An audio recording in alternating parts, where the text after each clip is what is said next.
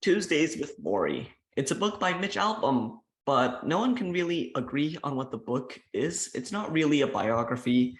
It's not really a memoir either. It's more a summary of lessons taught by a person named Morrie Schwartz in the last months of his life to Mitch Albom. And this is just the byproduct of their teachings in an attempt to spread it to the world.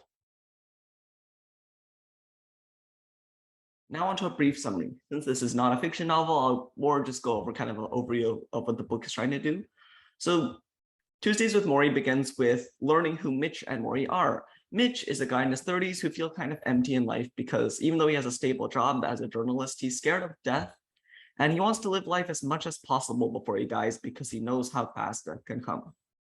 Morrie is a 78-year-old sociology professor who developed ALS, a chronic disease, and does not leave a lot of time for living. ALS also happens to be the disease that rendered Stephen Hawking completely unable to move and very frail. Anyway, due to this disease, Morrie is on a ticking timer towards death, but he isn't fully dead and the disease does not actually stop him communicating. So he's able to teach people on how to live effectively and not waste their time. He becomes a sensation on TV because of this unique chance ability. And through pure luck, Mitch just happens to see Morrie's news broadcasts on his TV. Now, Mitch used to be Morrie's favorite student back when they were in university. And he visits Morrie for a chance to relearn a bunch of stuff about how to die and how to live. They meet every Tuesday and they just talk about a bunch of topics like death, family, and these topics, Morrie's ideas, their intuition, all recorded in the form of this book. Okay, now we go on to the review. Because this is not a fiction novel, I don't think it's really fair for me to rate this book on emotional variation, and it is primarily trying to teach people, so it doesn't fit very well. Neither does character development because it's real life. I can't really rate people's character development that easily. So we're going to move on right to ideas, topics, and themes, which is by far the most important part of the book. So Tuesdays with Morrie is just filled with a bunch of thought-provoking ideas and kind of lessons to help people live more effectively. A few examples of this is first, love is supremely important, but that doesn't mean romantic love. And this love is more of just like having connections with other people and generally devoting yourselves to being kind to others. And this is a pretty important lesson, I think, because it gives people a goal in life to do something other than just, earn money and stay alive.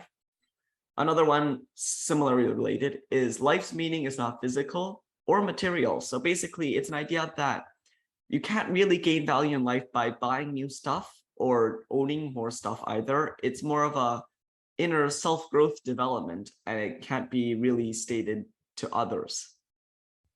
Another really amazing idea is the tension of opposites, which is basically a way of saying sometimes in life there are different things that people want. For example, your family want this, your friends want that, and sometimes they both expect it from you, but they want different things.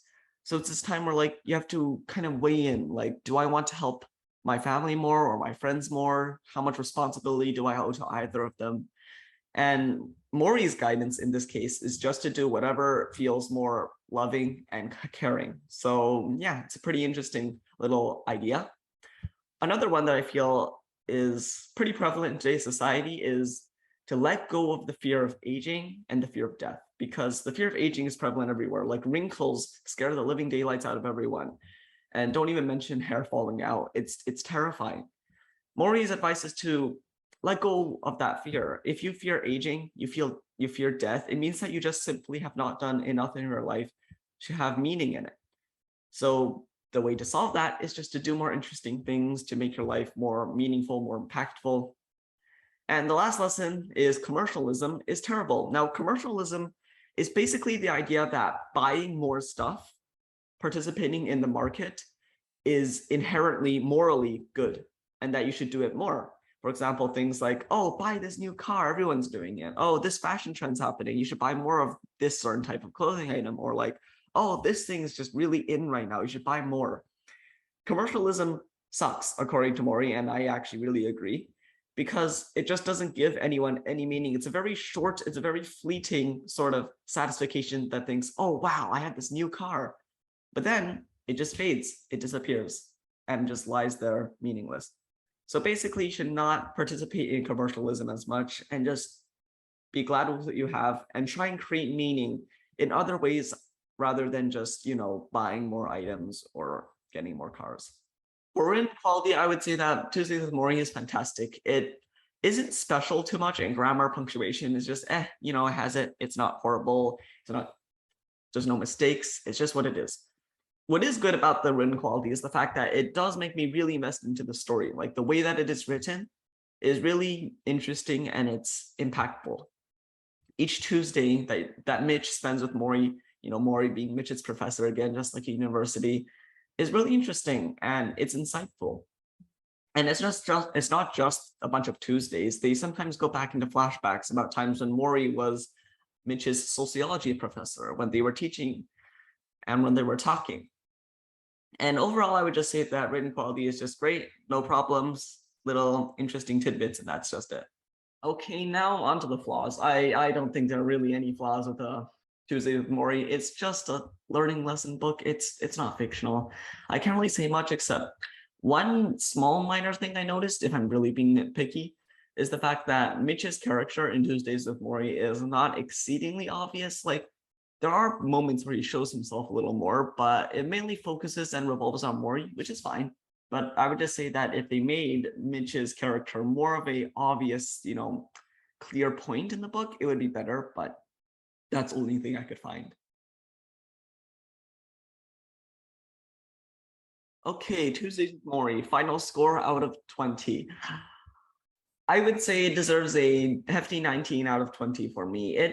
It's just a book of lessons, very interesting points. I don't agree with all of them, but you don't need to, it's a book of opinions. It's a book of insights by Morrie. So 19 out of 20 seems pretty fair. One little, Mitch's character not being obvious and me not agreeing with a few of the points just docks off 1 point for me, but this is very personal and it's very opinionated. So yeah, you don't have to really focus on the final score for this book. It's more just a book of things you should be learning. So yeah, that was Tuesdays with Morrie. It's a very delicate book, in my opinion. It's the first nonfiction thing I've done, so it's a little odd.